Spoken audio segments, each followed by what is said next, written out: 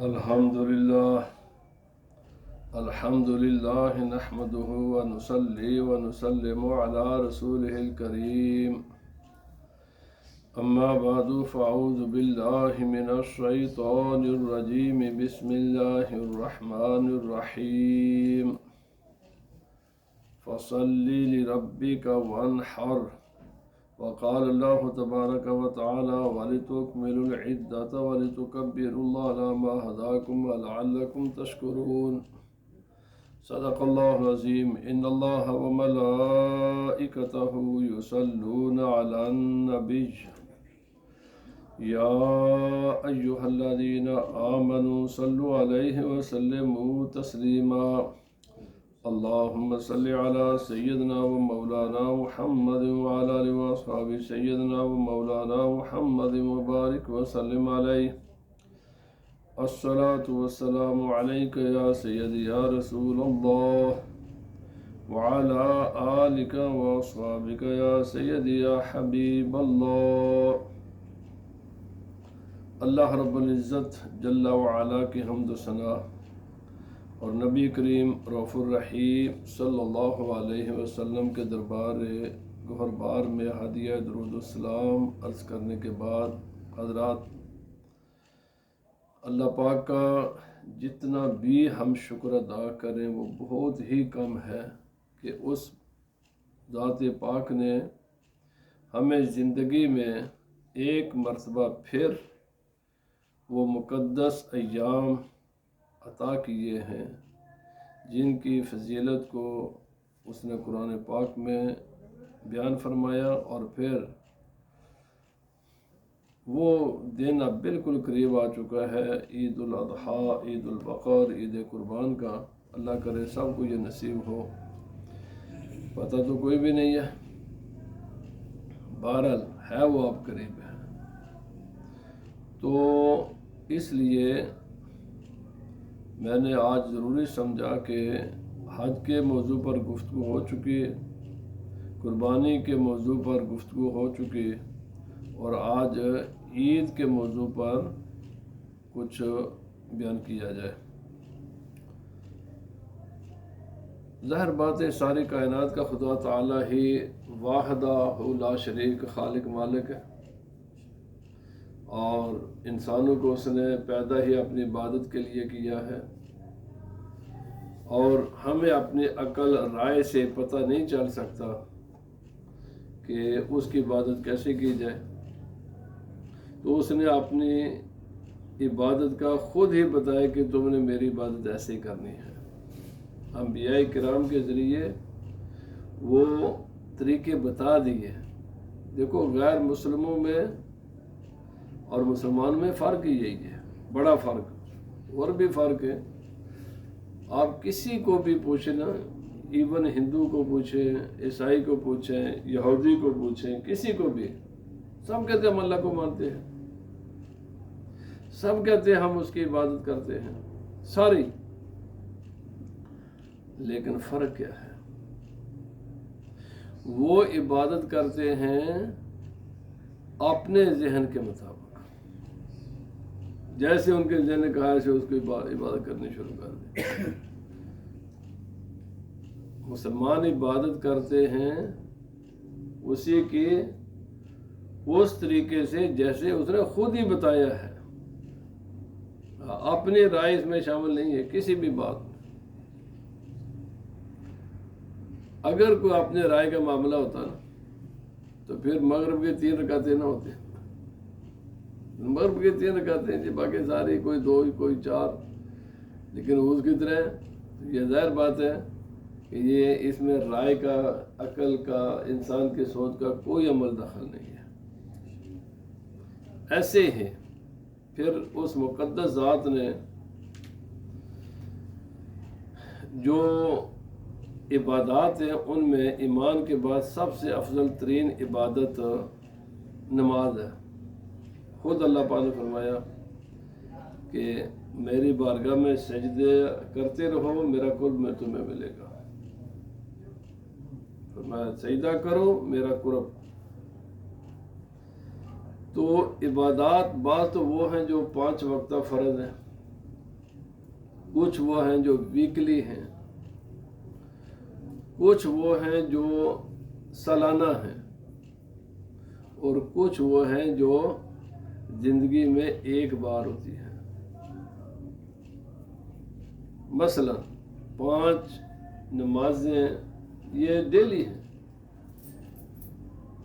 اور کوئی ایسی صورت نہیں ہے، کوئی صورت نہیں ہے کہ یہ چھوڑنے کی اجازت ہو۔ ایون جب جنگ ہو رہی ہے، دشمن سامنے ہے انسان کے کھڑا، پتہ ہے کہ وہ میری زندگی کو ختم کر دے گا، اس کے باوجود بھی حکم دیا کہ نماز پڑھ۔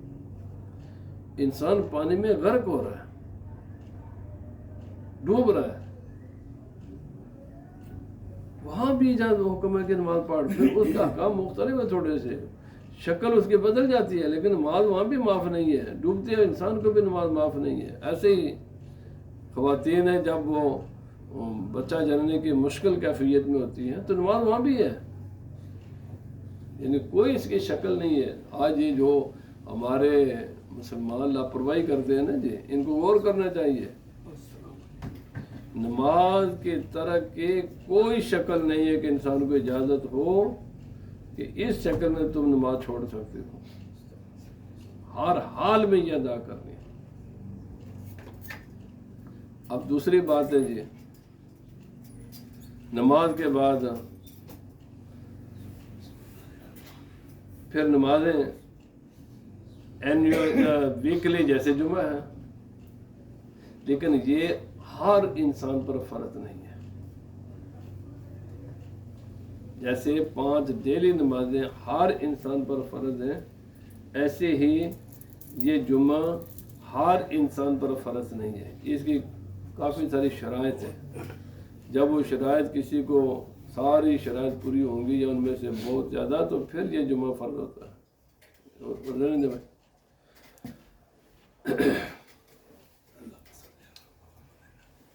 ایسے ہی سالانہ جو نماز ہے وہ 2 عید کی نمازیں ہیں، یہ ہر سال کے بعد ہوتی ہے۔ یہ بھی صرف انہی لوگوں پر ضروری ہیں کہ جن پر جمعہ ضروری ہے، جیسے جمعہ ہر ایک کے لیے نہیں ہے، مسافر پر جمعہ نہیں ہے، دیہاتوں میں رہنے والوں کے لیے جمعہ نہیں ہے، اور بھی کافی سارے لوگ ہیں جن پر جمعہ نہیں، مثلا عورتوں پر بالکل نہیں ہے، وہ چاہے شہر میں رہتی ہو۔ لیکن جو 5 وقتہ نمازیں وہ تو سب پر فرض ہے، وہ ان پر بھی فرض ہے، وہ مسافر پر بھی فرض ہے، وہ گاؤں میں رہنے والے پر بھی فرض ہے۔ یہ جو ویکلی نماز ہے جمعہ اور سالانہ جو نمازیں ہیں عید، یہ ہر ایک پر نہیں ہے، اس کی کچھ شرائط ہے۔ اب ہے جو زندگی میں ایک بار، وہ اس نے نہیں پڑھنی، اس کی پڑھی جائے گی، اس نے نہیں پڑھنی بلکہ اس کی پڑھی جائے گی، وہ نماز جنازہ۔ تو یہ فرض ہے، لیکن اس میں یہ ہے کہ وہ خود نہیں پڑھے گا، لیکن باقیوں پر فرض کفایہ ہے کہ اس کی نماز جنازہ پڑھے۔ تو یہ تمام عبادات ہیں، ایسے ہی روزے ہیں، ایسے ہی زکوٰۃ ہے، ایسے ہی حج ہے، ایسے ہی باقی احکام ہے۔ تو میں نے آج میرا موضوع صرف عید ہے کہ عید جیسے آج ہمارے نوجوانوں نے خصوصاً اس کو ایک کھیل کود اور بے حیائی کا ایک تہوار سمجھا ہوا ہے۔ بھائی یہ بے حیائی کا، ہلڑ بازی کا، موج مستیوں کا دن نہیں ہے، یہ اللہ کی بارگاہ میں جھکنے کا دن ہے، یہ عبادت ہے، خالصتاً ایک عبادت کا دن ہے۔ اس کو عبادت ہی کے درجے میں رہنے دو۔ یس، اس دن میں جو دونوں عیدیں ہیں، رسول اللہ صلی اللہ علیہ وسلم نے کچھ اجازتیں دی ہیں، اللہ پاک نے بھی کچھ اجازتیں دی ہیں، تو یہ کام کر لو خوشی کے، لیکن وہ شریعت کے دائرے کے اندر رہ کر کرو۔ شریعت سے باہر نکلنا اور صرف اپنی نفسانی خواہشات کی تکمیل کے لیے، اور چونکہ اس کو یہ خالصتاً ایک شیطانی عمل ہے، جیسے ہمارے نوجوان کہتے ہیں جی یہ چاند رات ہے جی، اور اس میں جو کوئی واہیات اور جو کچھ وہ کرتے ہیں، لڑکے بھی لڑکیاں بھی، یہ خالصتاً ایک شیطانی عمل ہے، اور یہ والدین کا فرض ہے کہ اپنی اولاد کو بچائیں ان چیزوں سے، کم از کم اپنا فرض تو ادا کرے نا، اس کے بعد کوئی مانے نہ مانے یہ تو آپ اس گناہ سے بری ہو جائیں گے نا۔ یہ والدین کا فرض ہے کہ اپنی اولادوں کو ایسے واہیات سے بچائیں۔ تو آج چونکہ وقت قلیل ہے تو میں نے ذرا یہ مکمل کرنا موضوع، فرمایا تاجب صلاۃ العید علی من تاجب علیہ الجمعۃ بشرائطہا، عید کی نماز واجب ہے۔ واجب اور فرض میں صرف ایک فرق ہوتا ہے کہ جو فرض کا منکر ہوتا ہے نا وہ کافر ہوتا ہے، واجب کے منکر کو کافر نہیں کہہ سکتے، لیکن ادائیگی دونوں کی ضروری ہوتی ہے، نہ فرض کو چھوڑنے کی اجازت ہے نہ واجب کو چھوڑنے، ما سوائے ایک اعتقادی فرق کے علاوہ فرض میں اور واجب میں کوئی فرق نہیں ہوتا، یہ بھی ایک فرض ہی ہوتا ہے۔ یہ علماء کے لیے الفاظ ہوتے ہیں، عوام کے لیے یہ الفاظ ہی نہیں ہے کہ واجب ہے فرض ہے، عوام کو تو پتہ ہی نہیں کہ فرض کیا چیز ہوتی ہے واجب کیا ہوتی ہے، آسان لفظ میں دونوں ضروری ہیں، یہ عوام کے لیے اتنا ہی کافی ہے کہ یہ دونوں ضروری ہیں۔ جتنے بھی احکام کی جو درجہ بندی ہے یہ عام عوام کے لیے نہیں ہے، یہ تھوڑی بہت ہی ہوتی ہے، لیکن زیادہ تر یہ علماء ہی کے لیے چیزیں ہوتی ہیں۔ لیکن یہ واجب ہے اس انسان پر جس پر جمعہ فرض یا واجب ہے، ان تمام شرائط کے ساتھ جو جمعے کی شرائط ہے وہی عید کی شرائط ہے، ما سوائے ایک کے، وہ ہے خطبہ۔ جمعہ بغیر خطبے کے نہیں ہو سکتا، بغیر اگر کوئی آدمی خطبہ پڑھے بغیر ہی جمعہ کی نماز پڑھنا شروع ہے نماز نہیں ہوگی، شرط ہے کہ پہلے خطبہ پڑھو اس کے بعد نماز پڑھو۔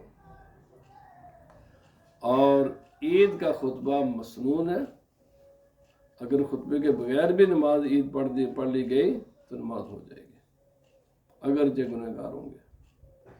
وَنَدْبَ فِي الْفِطْرِ أَن يَطْعَمَ وَيَغْتَسِلَ وَيَسْتَاكَ وَيَتَطَيَّبَ وَيَلْبِسَ أَحْسَنَ ثِيَابَهُ۔ ابھی یہ عید الفطر کی بات کر رہے ہیں، تھوڑا سا فرق ہے عید الفطر میں اور عید الاضحیٰ میں، وہ آگے چل کر میں بھی یہاں ساتھ ساتھ بھی میں بتاتا جاؤں گا۔ فرمایا مستحب یہ ہے عید الفطر میں کہ آدمی عید کی نماز ادا کرنے کے لیے جب آئے اس سے پہلے کچھ کھا لے، اس عید میں ہے کہ نہ کھائے۔ پہلا فرق یہ ہے عید الفطر اور عید الاضحیٰ میں، پہلا فرق یہ ہے کہ وہاں پر کھا کر آنا ثواب ہے، یہاں پر نہ کھا کر آنا ثواب ہے۔ دوسرا یہ دونوں کا ہے، غسل کرے اور صاف ستھرے لباس پہنے، مسواک کرے، خوشبو لگائے، جو بھی اس کو میسر اچھے کپڑے ہیں۔ یہ زمانے کے اعتبار سے، جگہ کے اعتبار سے، فائنینشیل حالت کے اعتبار سے اس پر کوئی حکم نہیں ہے، بس جو اس کو میسر ہے نا سب سے اچھے کپڑے وہ پہنے، یہ خوشی ہے، یہ اجازت ہے شریعت میں، بلکہ ثواب کا کام ہے۔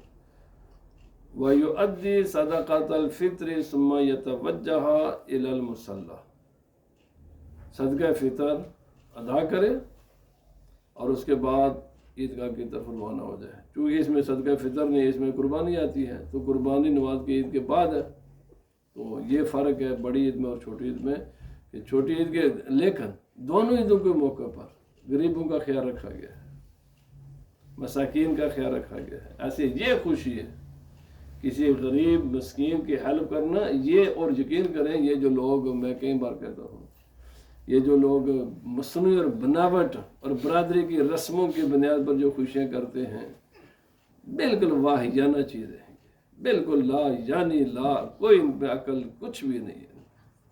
بھائی خوشی کرنی ہے، یہ خوشی ہے، کسی بیوہ عورت کی مدد کرو، کسی بے سہارا یتیم بچے کی مدد کرو، پھر دیکھو ذرا خوشی کتنی ہوتی ہے، کرو نا ذرا ایک بار، یہ حقیقی خوشیاں۔ کسی بھوکے کو کھانا کھلاؤ، کسی ننگے کو کپڑا پہناؤ۔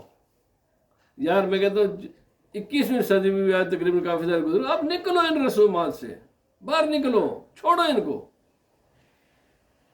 اسلام پر چلو۔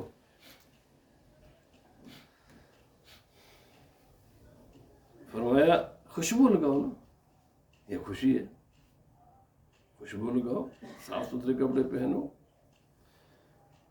اور صدقہ فطر ادا کرو۔ اس عید کے موقع پر قربانی دو، اور قربانی ایک فیملی کی طرف سے نہیں ہوتی ہے، یہ بھی یاد رکھیں۔ یہ نہیں ایک فیملی کے 6 بچے ہیں اور ان سب کے سب صاحب نصاب ہیں تو ایک قربانی، 9 بھائی اور 6 کی طرف سے قربانی دینی پڑے گی۔ جو بھی ان میں سے صاحب نصاب ہوگا سب کی طرف سے قربانی ہوگی۔ پھر عیدگاہ کی طرف جائیں اور تکبیرات تشریق بلند آواز سے نہ پڑے، کب؟ چھوٹی عید میں۔ یہ فرق ہے چھوٹی عید اور بڑی عید کا۔ اور بڑی، یہی جو بڑی عید ہے اس کو ہم بڑی عید کہتے ہیں، یہ عید الاضحیٰ کہتے ہیں، اس میں بلند آواز سے اللہ اکبر اللہ اکبر، لا الہ الا اللہ واللہ اکبر، اللہ اکبر وللہ الحمد، یہ اللہ کی عبادت ہے۔ نکلنے سے ہی یہ شروع کر لو، پڑھتے جاؤ عیدگاہ تک، یا جہاں بھی نماز عید ادا ہوگی وہاں تک پہنچنے تک یہ پڑھتے جاؤ۔ وَمُتَنَفِّلٍ قَبْلَهَا، یہ ہے اللہ نے جو اجازت دی ہوئی ہے کہ نماز عید پڑھنے سے پہلے نہ گھر میں نہ جہاں عید کی نماز ہوگی نفل نہیں پڑھنے۔ آگے پیچھے نفل ہیں، دیکھو نا، اشراق ہے، چاشت ہے، یہ آج اللہ نے آج اس کی چھٹی دے دی ہے، یہ اللہ کی طرف سے آج ہالیڈے ہیں، آج نفل نہیں ہے۔ آج چونکہ نماز عید ہے تو نفل گھر میں نہیں پڑھنے، وہاں بھی نہیں پڑھنے، بعض لوگ اس طرح کا شروع کر لیتے، حالانکہ اس دن نفل نہیں ہوتے۔ وَوَقْتُهَا مِنْ ارتفاع الشَّمْسِ إِلَى زَوَالِهَا، اب ہے اس کا وقت، دونوں عیدوں کا وقت ایک ہی ہے۔ جب سورج نکل جائے، ایک نیزہ بلند ہو جائے، تقریباً 20 منٹ ہو جائے سورج کو طلوع ہوئے، تو اس کے بعد نماز عید کا وقت شروع ہو جاتا ہے، اور زوال سے پہلے پہلے یہ ختم ہو جاتا ہے۔ اب زوال کا یہ ایک الگ موضوع ہے کہ زوال کا یہ جو ہمارے عام ٹائم ٹیبلوں پر زوال کا ٹائم ہوتا ہے، یہ نہیں ہوتا۔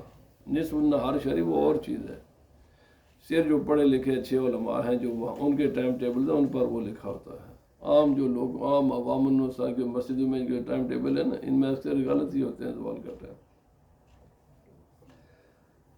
وَيُصَلِّي رَكْعَتَيْنِ مُصَنِّيًا قَبْلَ الزَّوَائِدِ، نماز عید کی 2 رکعتیں ہوتی ہیں، اس میں ثنا پڑھی جائے گی، لیکن کب پڑھی جائے گی؟ زائد تکبیریں پڑھنے سے پہلے۔ وَلَا إِلَٰهَ غَيْرُكَ پڑھیں گے، اب آگے قرأت شروع ہونی ہے، اسی کے لیے اعوذ باللہ پڑھیں گے، بسم اللہ، لیکن اس سے پہلے 3 تکبیریں زائد کہیں گے۔ اور یہ جو آج کل کا ائمہ ہے نا، جلدی جلدی اللہ اکبر اللہ اکبر اللہ اکبر، اور یہ جائز نہیں ہے۔ عوام کے لیے بھی، میں علماء کو بھی کہہ رہا ہوں، یہ خرابی صرف عوام میں نہیں، مولویوں میں جو خرابی ہے، ساڈے بھی جو بہت بڑی خرابیاں آ گئی ہیں، صحیح میں کہہ رہے ہیں۔ ایک مرتبہ اللہ اکبر کہیں، پھر وقفہ کریں، کتنا؟ سبحان اللہ سبحان اللہ سبحان اللہ، 3 مرتبہ سبحان اللہ کہنے میں جتنا وقت لگتا ہے، 3-4 سیکنڈ، اتنا وقفہ ہونا چاہیے 2 تکبیروں کے درمیان۔ پھر اللہ اکبر کہیں، ہاتھ اٹھا کر کانوں تک لے جائیں اور پھر تکبیر پڑھیں، پھر ہاتھ چھوڑ دیں اور پھر وقفہ کریں۔ ہر 2 تکبیر کے درمیان ایک وقفہ ہوتا ہے۔ یہ جلدی جلدی اللہ اکبر اللہ اکبر اللہ اکبر، آنکھیں آگ لگی ہے بس اتنے فوراً جلدی جلدی چھوڑ کے نہیں کار نسنا۔ یار نماز صحیح ادا کرو، پڑھانے والا بھی جلدی نہ کرے اور پڑھنے والے بھی جلد بازی نہ کرے۔ الحمدللہ پڑھنے والے تک یہ قصور نہیں ہے، میں تو آج کوئی نہیں کہتا، آج میں اپنے طبقے کو کہہ رہا ہوں، یہ اس کا قصور ہے، ٹھیک ہے جی۔ اور یہ زائد 3 تکبیریں ہوں گی ہر رکعت میں، پہلی رکعت میں قرات شروع کرنے سے پہلے اور دوسری رکعت میں قرات پڑھنے کے بعد، یعنی رکوع میں جانے سے پہلے۔ وَيُوَالِي بَيْنَ الْقِرَاءَتَيْنِ وَيَرْفَعُ يَدَيْهِ فِي الزَّوَائِدِ، قرات کے دوران نہیں، یہ نہیں درمیان میں کوئی تکبیر نہیں، نو اس کو پھر مسلسل پڑھیں گے، اعوذ باللہ، بسم اللہ، دوسری رکعت بسم اللہ سے، الحمد شریف، کوئی بھی سورہ مسنون یہ ہے کہ سورۃ سبح اسم ربک الاعلی اور حل اتاک حدیث الغاشیہ، یہ مسنون ہے، یا سورہ جمعہ پہلی رکعت میں اور سورہ منافقون یہ دوسری رکعت میں، لیکن بہتر دیا ہے کہ سبح اسم ربک الاعلی پڑھی جائے پہلی رکعت میں اور حل اتاک حدیث الغاشیہ یہ دوسری رکعت میں پڑھی جائے۔ یاد کریں، جو بھی ائمہ ہیں جو نمازیں پڑھیں گے یہ صورتیں یاد کر لیں، اس نال کوئی بڑا مسئلہ نہیں ہے۔ جب بھی زائد تکبیریں کہی جائیں گے تو ان میں رفع یدین ہوگا۔ بھائی خود نبی پاک صلی اللہ علیہ وسلم نے فرمایا رفع یدین صرف 7 جگہ پر ہے، ان میں سے یہ ہیں ایک، یہ نا ہر ویلے رفع یدین یہ ہر نماز میں، بھائی یہ منسوخ حدیثیں ہیں، احناف کے نزدیک ان پر عمل جائز نہیں ہے رفع یدین کرنا۔ خود نبی پاک صلی اللہ علیہ وسلم فرمایا یہ 7 مقام ہیں جہاں پر رفع یدین کیا جائے گا، ہاتھ اٹھا کر کانوں تک لے جائیں گے، ان میں سے ایک ہے حجر طواف کے دوران، جب حجر اسود پر پہنچیں گے تو اللہ بسم اللہ اللہ اکبر، وہ رفع یدین کی جگہ ہے۔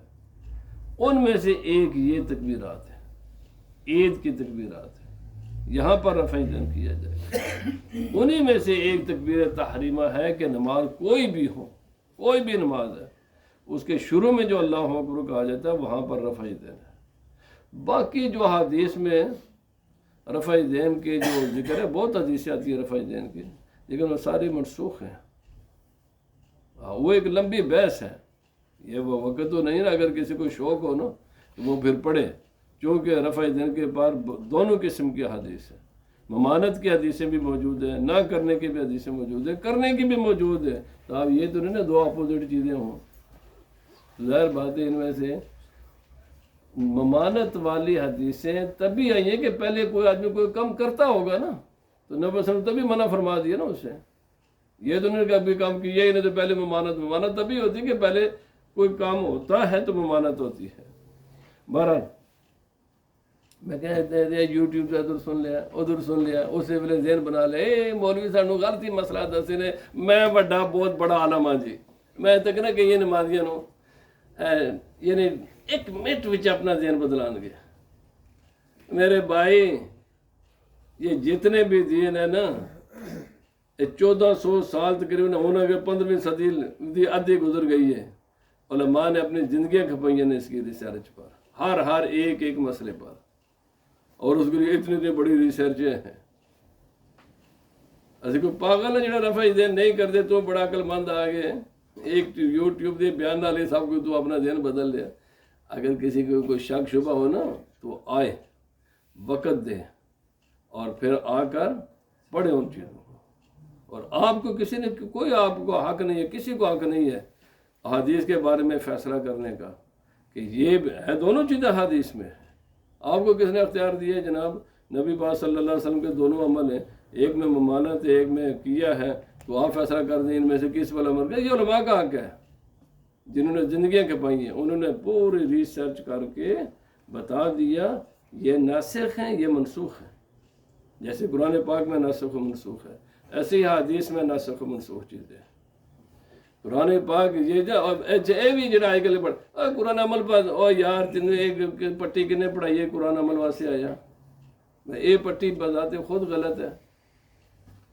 قرآن پاک عمل کے لیے سارے کا سارا نہیں ہے، بہت سے قرآن پاک کے آیتیں ہیں کہ جو صرف قرات کے لیے ہیں، نماز میں ہم ان کو پڑھیں گے، عمل کرنے کی اجازت ہی نہیں ہے ان پر، کیوں وہ منسوخ ہے۔ یہ ہے لیکن قرآن پاک میں موجود ہیں وہ چیزیں، بہت کئی آیتیں ہیں قرآن پاک میں، جب پڑھیں تو آپ پہ پتہ لگ جائے گا کنی آیتیں قرآن پاک دیا جڑی اچھا تو آپ یہ کس طرح ہو گیا، میں اتنے ایک عمل کا جواب دے جانا۔ تورات کی دی کتاب ہے جی، انجیل کی دی کتاب ہے، زبور کی دی کتاب ہے، تو قرآن کی کتاب ہے وہ تین کتاباں منسوخ نے، اتنے تو آیتیں منسوخ نے نا، قرآن نے آ کے پوری کتابیں منسوخ کر چھوڑی نے.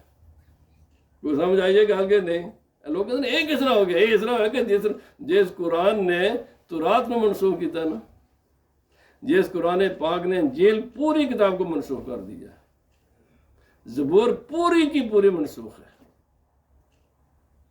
اچھا جب تورات آئی نا، تورات کے بعد کون سی کتاب آئی تھی؟ انجیل ہے. تو انجیل نے پہلے کو منسوخ کر دیا تھا. یہ خدا کا قانون ہے. ایسے ہی قرآن پاک میں بعض چیزیں ہیں جو ابتدا میں تھیں، بعد میں ان کا حکم منسوخ کر دیا گیا ہے، ایبروگیٹڈ ہے، وہ ان پر عمل کرنے کی اجازت نہیں ہے. جس طرح ہمیں آج تورات پر عمل کرنے کی اجازت نہیں ہے، حالانکہ وہ اللہ کی کتاب ہے. جس طرح آج ہمیں انجیل پر عمل کرنے کی اجازت نہیں ہے، حالانکہ وہ اللہ کی کتاب ہے. جس طرح ہمیں زبور پر عمل کرنے کی اجازت نہیں ہے، حالانکہ وہ اللہ کی کتاب ہے. جس طرح حضرت موسیٰ علیہ السلام کی شریعت پر عمل کرنے کی اجازت نہیں ہے، حالانکہ آپ اللہ کے نبی ہیں.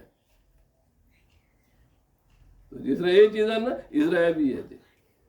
یاد رکھے تو جس طرح یہ نا، اس طرح نبی پاک صلی اللہ علیہ وسلم نے اپنی، اور نبی پاک صلی اللہ علیہ وسلم کی سنت، یہ سنت وہ ہے، وہ جو ناسخ ہے سنت وہ ہوتی ہے، جو منسوخ ہے پھر وہ سنت رہتی نہیں ہے. اور حدیث میں ساری چیزیں موجود ہوں گی. ایک الگ چیپٹر ہے، کبھی میں انشاءاللہ وقت ہوا تو اس پر بات کروں گا. جو چیزیں صرف حدیث، کسی بات، کوئی بھی بات ہے، صرف اس کا حدیث میں ریفرنس ہونا کافی نہیں ہوتا. یہ بخاری بھی لکھے تھے، تو بخاری بھی ہے، جو بخاری نے بڑھا تھا قرآن پاک ہے. میں تو قرآن کی گلیں کرنا پہ تھا، تو بخاری سے دستا پہ تو مسلم دی. اللہ دے بندیا، قرآن پاک کی آیتیں ہیں جو منسوخ ہیں. جس طرح قرآن نے پہلی کتابوں کو منسوخ کیا نا، ایسے ہی قرآن پاک کی نے خود بھی اپنے آپ کو کی ان چیزوں میں منسوخ. یہ ایک الگ چیپٹر ہے، آپ کے سمجھ میں نہیں آئے گا. اگر کسی کو شوق ہے تو بیٹھے، میں آپ کو سمجھاؤں گا کہ منسوخ ہوتا کیا ہے، اور دنیا کے نظام میں بھی ہوتا ہے. اور نسخ کا تعلق ڈیلی لائف کے ساتھ ہوتا ہے. ہر روز نسخ ہوتا ہے، ہر روز ایک ناسخ ہوتا ہے، ہر روز ایک منسوخ ہوتا ہے، ہر 2-4 مہینے کے بعد ایک نسخ ہوتا ہے. اور چونکہ سانو اسی ڈیپ جانتے نہیں نا جی. میں تو سوچ رہا ہوں میں یار پھر نکل جاؤں گا اس پاس. اے پتے نویں آئے نے کہ پرانے نے؟ نویں نا. تو پہلے کدھر گئے سے نا؟ وہ گئے کسی حکم نال نے، آئے کسی حکم نال نے. یہ نسخ ہے. جو اتار سکتا ہے نا، وہ نئے کپڑے نہ نئے پتے درختوں کو پہنا بھی سکتا ہے. یہ اس کی مرضی ہے. جس پتے کو چاہے گرا دے اور جس پتے کو چاہے درخت پر چڑھا دے، وہ مالک ہے. یہ نسخ ہے. روز نا فصل اسی کٹ دی ہیں، پچھلیاں سک دیا نے تو نویاں جناب بریاں ہو جاتی ہیں. یہ نسخ ہے. خدا کا پورا قانون میں ناسخ و منسوخ ہوتا ہے. تو گل سمجھ آئیے کہ نہیں؟ فصلیں اگاندہ کون ہے؟ اللہ. تو انہوں نے سکاندہ کون ہے؟ اللہ. سانو پیدا کون کرنا؟ تو ماردہ کون ہے؟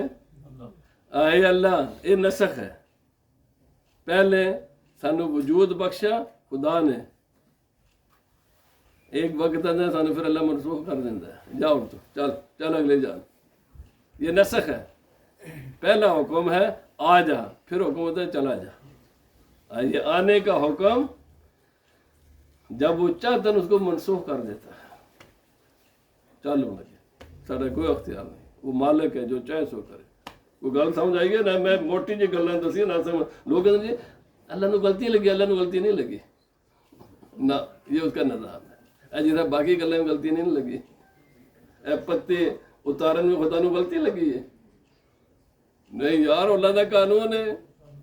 اگلے 2-3 مہینے بعد سارے پتے اتر جان گے، پھر 3-4 مہینے بعد پھر مڑ کے چڑھ آن گے، اور آ جان گے، نوے آ جان گے. یہ خدا کا قانون ہے نسخ، اور یہ ہر وقت جاری رہتا ہے. جس طرح یہ چیزیں ہیں نا، ایسے ہی یہ بھی ایسے ہی ہے. بہرحال اس لیے صرف یوٹیوب سے کوئی بیان سن کے اپنے دماغ نہ چینج کرا کرو، پہلے کسی بڑے اچھے علم والے نال گل بات کر لیا کرو۔ اس وجہ کہ ہر چیز جو قرآن میں ہے وہ عمل کے لیے نہیں ہے، ہر چیز جو بخاری مسلم یا کسی بھی حدیثی کتاب میں ہے وہ سب کی سب چیزیں عمل کے لیے نہیں ہیں۔ ایک لمبا چیپٹر ہے، میں تمہیں دنیاوی قانون میں اگر مثالیں دوں تو بہت سی، ہر وقت حکومتیں اپنے چینج کرتی رہتی ہیں معاملات۔ یہ بالکل یہ ایک نیچرل پروسیس ہے نصرت کا۔ بہرحال فرمایا وَيَخْطُبُ بَعْدَهَا، امام صاحب جناب خطبہ پڑھیں گے نماز عید تو بعد، دو خطبے، اور اس میں صدقہ فطر اور یہ جو آپ عید آنی اس میں عید کے قربانی کے جناب مثال سکھائیں گے۔ اور اگر نماز کسی وجہ سے خدا نہ کرے فوت ہو جائے تو اس کی قضا نہیں ہے۔ نماز جمعہ کا متبادل ہے، اگر خدا نہ خاصا کسی کی جمعے کی نماز رہ جائے تو ظہر کی پڑھنا اس پر لازم ہوتی ہے، لیکن عید کا کوئی متبادل نہیں ہے، اس کا کوئی خلیفہ، اس کا کوئی نائب نہیں ہے۔ جیسے نماز جنازہ جب ایک بار وہ صحیح طریقے سے ادا ہو جائے تو دوبارہ نماز جنازہ نہیں ہوتی۔ اب ہے یہ مسئلہ ہے بڑا مشہور مسئلہ، جنی اسی کال پاندی ہے نا جی دو عیداں پر شکر الحمدللہ اس سال میری جان بچی رہی ہے، اس سال ادھا کال کوئی نہیں پائی۔ بھائی چند نظر ہے کہ نہیں آیا، آ کے تو تھمے یار تھوڑا انتظار کر لیں، سورج تا ڈبن دے کم از کم، پھر ہی تمہیں دساں گے نا کہ چند نظر آیا کہ نہیں آیا۔ سورج تو پہلی عید کدوں ہے، مینوں کی پتہ کدوں فیصلہ ہوئے گا، سورج ڈبے گا، چند نظر آئے گا، فیصلہ ہوئے گا تو میں تمہیں دساں گا نا جی۔ حالانکہ مسئلہ الٹ ہے، ویسے حدیث پاک ہے قیامت کے قریب نا لوگوں کی عقلیں الٹی ہو جائیں گی، یہ حدیث پاک ہے، واقعات میں تقریباً میں واقعی الٹی ہوئی دے۔ اگر کسی وجہ سے نماز عید الفطر یکم شوال کو ادا نہ کر سکے تو 2 شوال کو بھی نماز عید الفطر بالکل صحیح طریقے سے ادا ہو سکتی ہے۔ اس کو ڈیلے کر سکتے ہیں لیکن کوئی ریزن ہونا چاہیے، پورا ایک دن تک اس کو 24 آور تک آپ ڈیلے کر سکتے ہیں، اور یہ کوئی قضا نہیں ہوگی، وہ ادا ہی ہوگی۔ اور بڑی عید یہ جو آ رہی ہے نا اس کو 3 دن تک، یعنی 2 دن، ایک تو اس کا اپنا دن ہے نا 10ویں، اگر کوئی ریزن پراپر ہوا تو اس کو 11 کو بھی ادا کر سکتے ہیں۔ اچھا 11 بھی وہ ریزن ہے، اس کو 12 بھی کو بھی ادا کر سکتے ہیں۔ اچھا جنہ مسئلہ انہیں ادھر آسان ہے نا اتنا سارا ڈیفیکلٹ بنایا تھا، وہ یار نہیں ہو فرض کرو نہیں ہوئی پھر کی اگلے دن پڑھ لیں گے، وہ نہ ہوئی اگلے دن پڑھیں گے، نہ ہوئے اس کو اگلے دن پڑھ لیں گے۔ لیکن یہ پہلے ہیں نا آل رمضان وچ عید، فرمایا اب آخری بات چونکہ وقت ہوا چاہا، وہ آخری بات یہ ہے کہ بعض لوگ نا جو میں عرفہ والے دن وہ حاجیاں دی شکلیں، خاص کر بلوچستان وچ لوگ ایک فرضی خانہ کعبہ بنا کر، یا اس سم افریقی ممالک میں یہ اس قسم کو شکل بنا کر پھر اس کا یہ حرام ہے۔ اس قسم کا کوئی کام کرنا کہ یوم عرفہ کے دن کسی بھی کائنات کی جگہ پر خانہ کعبہ کا ماڈل بنا کر پھر اس کا طواف کرنا اور اس کا چکر لگانا اور اس قسم کے سارے حاجیوں والے ایکٹ کرنا یہ حرام ہے، بچنا چاہیے۔ الحمدللہ یہاں تو نہیں ہے، بہت سارے ممالک میں نہیں ہے، بلکہ اکثر میں نہیں ہے، لیکن اگر کوئی کرے جیسے بلوچستان میں ہوتا ہے وہ ذکری فرقہ کرتا ہے، یا کچھ افریقہ میں ایسا ہوتا ہے تو یہ حرام ہے۔ خانہ کعبہ صرف ایک ہی ہے، اور یہ تب سے ہے جب سے خدا نے یہ کائنات بنائی ہے، اس کا ماڈل بنا کر اس کے سامنے اس کے قریب گھومنا یہ حرام ہے۔ ان سے پرہیز کرنا چاہیے۔ اللہ پاک ہمیں عمل کی توفیق عطا فرمائے۔ پڑھیں جناب اللہ۔